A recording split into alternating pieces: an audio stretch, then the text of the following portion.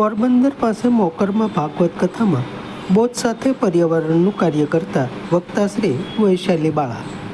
પોરબંદર પાસે મોકરમાં યોજાયેલ ભાગવત કથામાં બોધ સાથે પર્યાવરણનું કાર્ય વક્તા શ્રી વૈશાલી બાળા દ્વારા કરાયું છે. અહીંયા વ્યાસપીઠ પરથી કથા સંદેશ સાથે વૃક્ષારોપણ અભિયાન હાથ ધરાયું હતું. પોરબંદર પાસેના મોકરમાં સમસ્ત અબોટીસ બ્રહ્મ સમાજ તથા મોકર બ્રહ્મ સમાજ દ્વારા યોજાયેલ ભાગવત કથામાં વ્યાસપીઠ પરથી વક્તા શ્રી વૈશાલી બાળા દ્વારા શ્રી કૃષ્ણ લીલા વર્ણનમાં કાળી નાગ દમન સાથે અન્ય પ્રસંગોનો ઉલ્લેખ કરી પ્રકૃતિના પ્રેમ સાથે પ્રદૂષણ સામે જાગૃતિ રાખવા ટકોર કરી. રાજા કેવો હોવો જોઈએ તો કે પોતાની પ્રજાનું પોષણ કરે, કલ્યાણ કરે. રાજા સરકારી નહીં અસરકારી હોવો જોઈએ. અને પૃથુ મહારાજે પણ એ જ કર્યું છે. ભગવાન કૃષ્ણએ પણ એ જ કર્યું છે. કૃષ્ણ અવતાર પછીની 3 કથાઓ આવે છે, જેમાં એક કાલિય નાગ દમન. તો ભગવાને જળને શુદ્ધ કર્યું છે કે મારા ભક્તો, મારા ગોકુળવાસીઓ ક્યાં જલપાન કરશે, એટલે જળમાં રહેલા કાલિય નાગ રૂપી દૂષણને દૂર કરી યમુનાજીને સ્વચ્છ કરી પોતાની પ્રજાને જળની વ્યવસ્થા કરી આપી છે.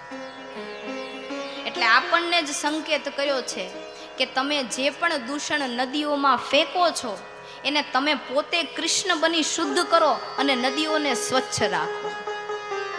તો નદી શુદ્ધ કરી અને જલનું પ્રબંધ કરી આપ્યું છે. ત્યારબાદ ધેનુકાસુરની કથા એક છે કે જેમાં તાડ વનમાં ઉગતા ફળ ફૂલને આ ધેનુકાસુર કોઈને નહોતો ખાવા દેતો, એટલે ભગવાને એનો નાશ કરી ભોજનની વ્યવસ્થા કરી છે. જળની વ્યવસ્થા, ભોજનની વ્યવસ્થા. અને ત્રીજો જરાસંધને માર્યો છે.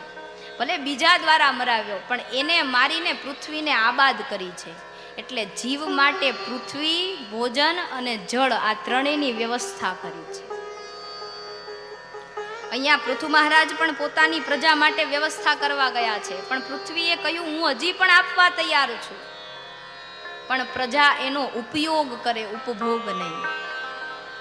આપણે પણ કથામાં સૂચન કર્યું છે કે તમે બધા રસોડે જમવા જાઓ. આ તો ગોપાલની ગૌશાળાનું કાર્ય છે.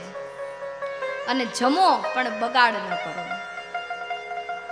કારણ કે જેને અન્ન એક ટાઈમ પણ જમવા નથી મળતું એને જઈને પૂછો અન્નની કિંમત કેટલી છે એને ખબર છે. તો જે દેશના આપણે નાગરિક વાસી છીએ, રહેનારા છીએ, એ દેશની આપણે સરહદ પર જઈને તો સેવા નહીં કરી શકીએ.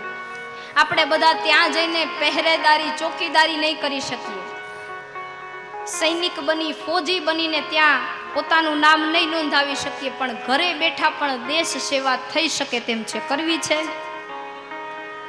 શક્ય બને તમે બધા જમીનવાળા છો, વૃક્ષો વાવો, એ દેશ સેવા છે. શક્ય બને પ્લાસ્ટિક ઓછુંથી ઓછું વાપરો, દેશ સેવા છે. શક્ય બને કચરો જ્યાં ત્યાં સૌથી ઓછો ફેંકો, દેશ સેવા છે. તમારા ઘરે લગ્ન પ્રસંગમાં આવતા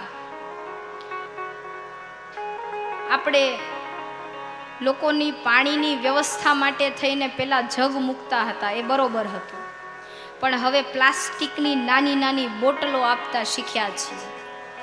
ભલે એ વ્યવસ્થા જ છે, પણ એ પ્રદૂષણ વધારી રહી છે. એટલે જો શક્ય બને તો મુખ્ય મહેમાનો હોય કે જે સ્ટેજ છોડીને ન જઈ શકે, તો એના માટે બોટલ લાવી, બાકી આમ બધી જનતા માટે પાણીના જગ મુકાવા, જેથી પ્લાસ્ટિક ઓછું વપરાય. સમાજ માટે, સત્ય માટે, સત્યપૂર્ણ સમાચાર પ્રસારણ આપના મોબાઈલ પર તરત જ લાઈક કરો, શેર કરો અને સબસ્ક્રાઈબ પણ કરો. અને હા, ઘંટડી વગાડવાનું ન ભૂલશો. આભાર. સત્યપુંજ અહેવાલ, સમાચાર તથા જાહેરાત પ્રસારિત કરવા સંપર્ક સાધો. સત્યપુંજ સમાચાર પ્રસારણ, લબ્ધિ કોમ્પ્લેક્સ, તાલુકા પંચાયત સામે, સિહોર.